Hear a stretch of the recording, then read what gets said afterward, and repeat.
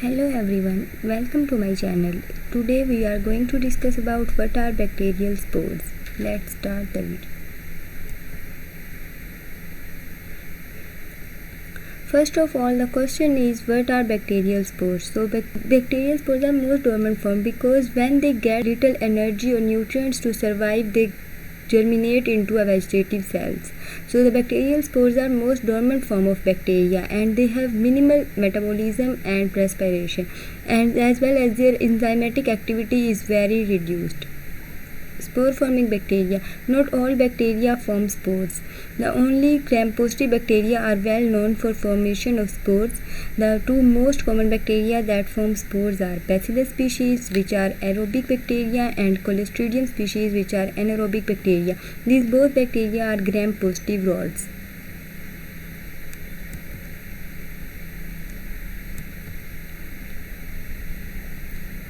The process of spore formation is called as sporulation. Occurs when nutrients. Spore formation is totally related to nutrients. When the nutrients such as sources of carbon or nitrogen get depleted, when they are in less amount as the bacteria need, the spore formation occurs. The cells that form spores are called as vegetative cells. For some steps which bacteria follows to form spores. First of all, the bacterial DNA segregates. It segregates and form a septum, which is engulfed by the bacteria, and the spore is formed, which is inside the bacteria. And after it, a layer of proteins is formed, which peptidoglycan layers formed when it is called as spore coat. And the bacteria is released from the vegetative cells by enzymatic cleavage.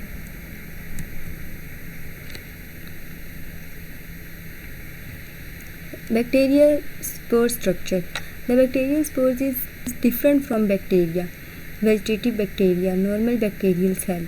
So it has different properties. It contains bacterial DNA because it is the part of bacteria. It also the bacteria shares its DNA with it.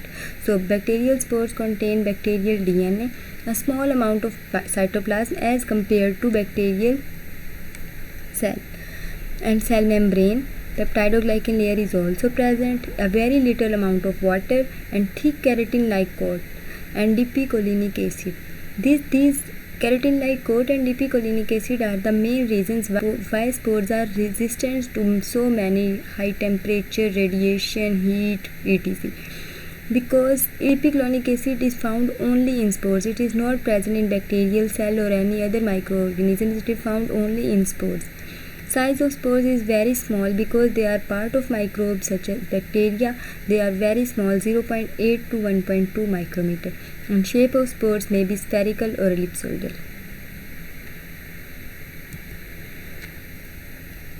Types of bacterial spores. There are two types of bacterial spores, endospores and exospores. Endo mean inside and exo mean outside, as the name indicates.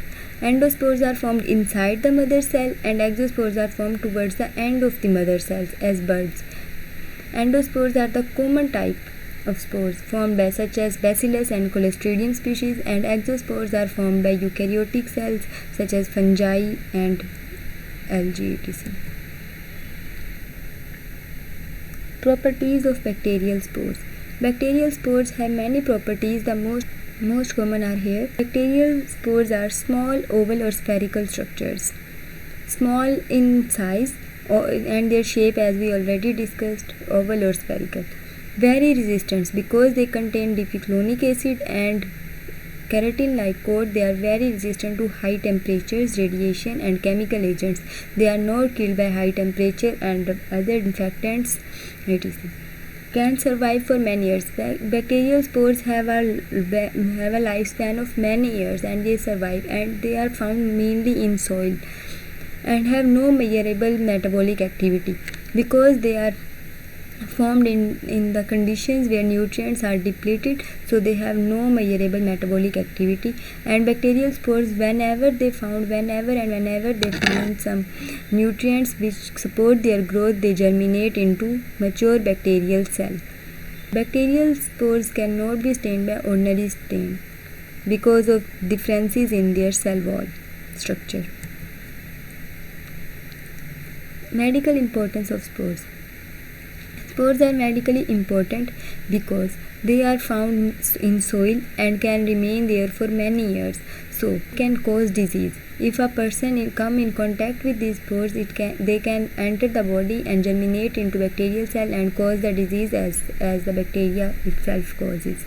So, tetanus and gas gangrene are the two most common diseases caused by these bacteria. Tetanus is caused by Clostridium and gas gangrene is caused by Bacillus.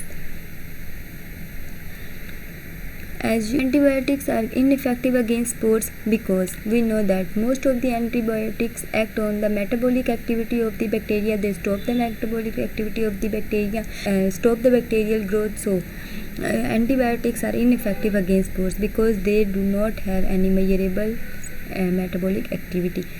And another reason why bacterial spores are ineffective to antibiotics is that spore coat is impermeable to antibiotics. The spore coat does not allow antibiotics to enter the spores.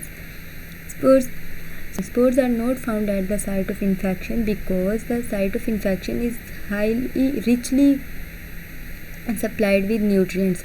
So whenever the spore enters the site of infection or our body, it germinates into mature bacterial cells.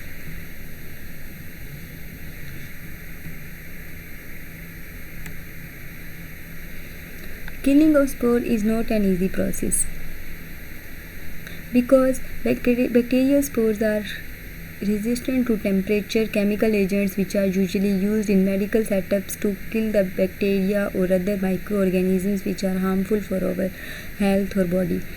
So there are special processes which can kill bacterial spore is called sterilization. Destroys bacterial spores and bacteria.